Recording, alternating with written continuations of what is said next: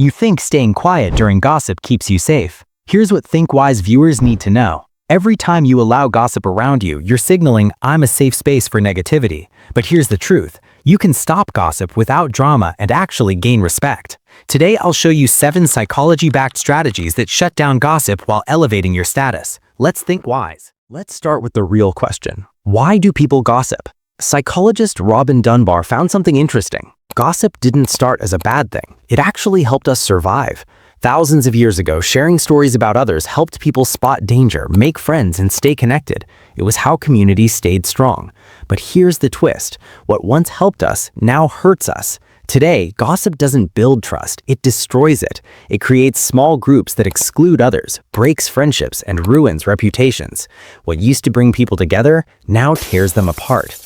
The philosopher Marcus Aurelius said it best, if it's not right, don't do it. If it's not true, don't say it. Simple advice, yet people break this rule every day. Now here's a term that'll change how you see gossip, triangulation. This happens when someone talks badly about a third person to create a bond with you. In the moment, it feels good, right? Like they trust you, like you're special. But here's what ThinkWise viewers need to remember. If they gossip with you, they'll gossip about you too. That's not being negative, that's just how it works. I follow a simple rule from Mel Robbins. I don't talk about people who aren't here. You don't have to say this out loud, just make it your personal rule. This one change shifts everything. You stop seeing gossip as normal chat and start seeing it clearly, a trap you never agreed to walk into. Here's where most people get it wrong. They hear gossip, feel uncomfortable, and try to stop it directly. They say something like, hey, that's not cool, or we shouldn't talk about people like this. And what happens? They instantly get labeled as too serious, can't take a joke, or even worse, they become the next target of gossip. This is what psychologists call the backfire effect. When people feel attacked, they don't stop and think, they defend themselves harder. Here's the problem. Most people who gossip don't think they're doing anything wrong. They believe they're just bonding, being honest, or sharing something funny. So when you call them out directly, they don't change their behavior. Instead, they see you as the problem. You become the uptight one, the person who can't relax.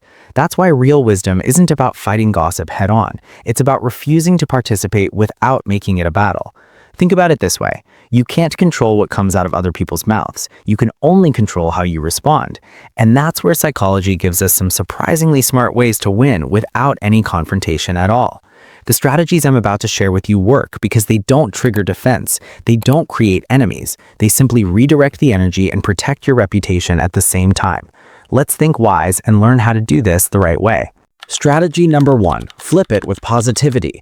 Imagine someone starts talking badly about Anne Hathaway from work. Most people either freeze up or laugh nervously. But what if you said, really, that's interesting. I've actually had the opposite experience. She's been pretty helpful to me. Gossip stopped. No argument, no awkward tension. Here's why this works so well. Gossip feeds on agreement. It's built on shared negativity. When you stay calm and offer a positive view, you remove the fuel. Psychologists call this cognitive dissonance, that uncomfortable feeling when kindness meets negativity. The person gossiping might not admit it, but your response makes them rethink what they're saying. Marcus Aurelius said, the best revenge is not to be like your enemy. When you respond with quiet grace, you don't just stop gossip, you rise above it. Strategy number 2, stay completely neutral. Sometimes positivity alone doesn't stop it. The gossiper keeps going. They say, well, maybe she's nice to you, but you don't know what she did last week. Here's your move. Stay neutral. Could be, everyone has different experiences, or maybe she was having a rough day. Stress makes people act differently. That's it. No defense, no attack, just calm neutrality. This is called emotional reframing. You're draining the emotion out of the gossip. You're not agreeing or disagreeing. You're just ending the negative energy. When you respond with understanding instead of judgment, the gossip loses its power. You shift from us versus them to maybe there's more to the story. In Stoic philosophy, there's an idea that all people are connected and everyone acts based on their circumstances, not pure malice. That mindset protects your peace and your dignity. Strategy number 3, ask a curious question. Here's a move most people never think of. Instead of defending or staying quiet, ask a simple question. What do you think made her act that way? Or do you think something might be going on with her? This technique is powerful because it forces the gossiper to think instead of vent. It shifts their brain from judgment mode to reflection mode. Psychologists call this the Socratic method, asking questions to guide someone toward better thinking. When you ask why instead of saying stop, people naturally start considering other perspectives. They might even realize they're being unfair without you saying a word. Plus, you look mature and thoughtful, not preachy or judgmental. Strategy number 4, redirect the spotlight. Now that you've neutralized the emotion, it's time to move the conversation somewhere else. Say something simple like, anyway, did you see the new project update? That looks intense. Or, by the way, how's your team handling all these deadlines? That's it. You shift the focus to them or to something neutral. No drama, no explanation needed. This is called topic shifting, a classic move from social psychology. You're maintaining harmony without giving in. Think of it like social aikido. You don't fight force with force, you just let it move past you while you stay standing. Strategy number 5, use humor to break the tension. Sometimes all you need is a little humor to reset the mood.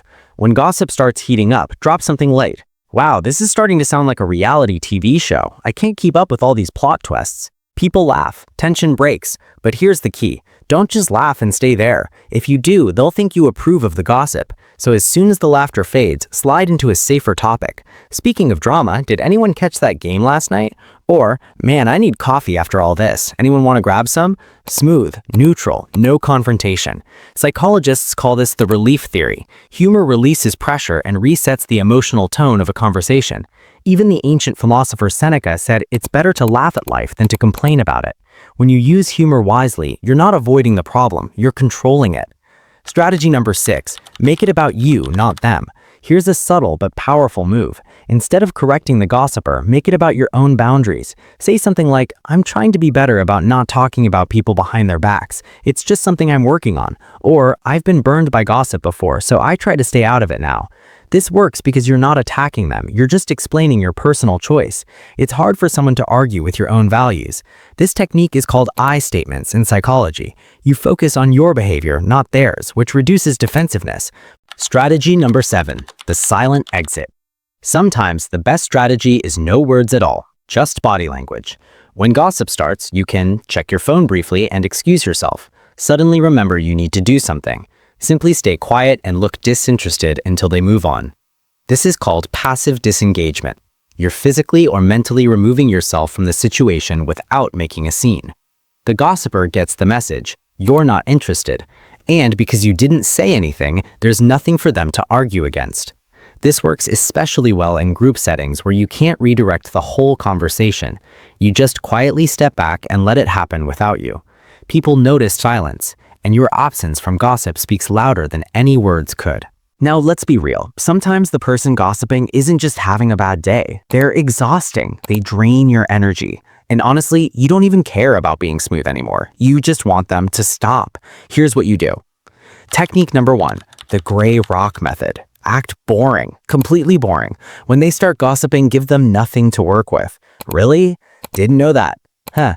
One-word answers, no emotion, no excitement, no shocked reactions. Psychologists actually teach this method for dealing with people who feed off attention. Here's why it works so well. Gossip dies without reactions. When you give them nothing, no gasps, no questions, no drama, the conversation has nowhere to go. No fuel, no fire. Eventually, they'll get bored and find someone else who will give them the energy they're looking for. Technique number 2, set a clear, kind boundary.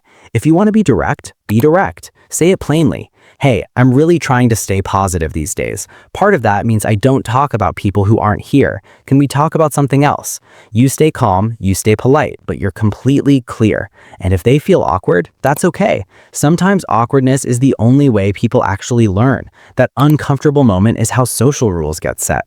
It's how people understand what you will and won't accept. Most people will respect this, and the ones who don't, well, now you know who they really are. Here's the truth wise viewers need to remember.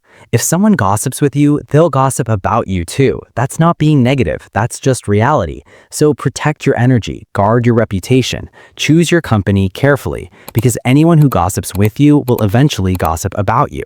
Here's the truth.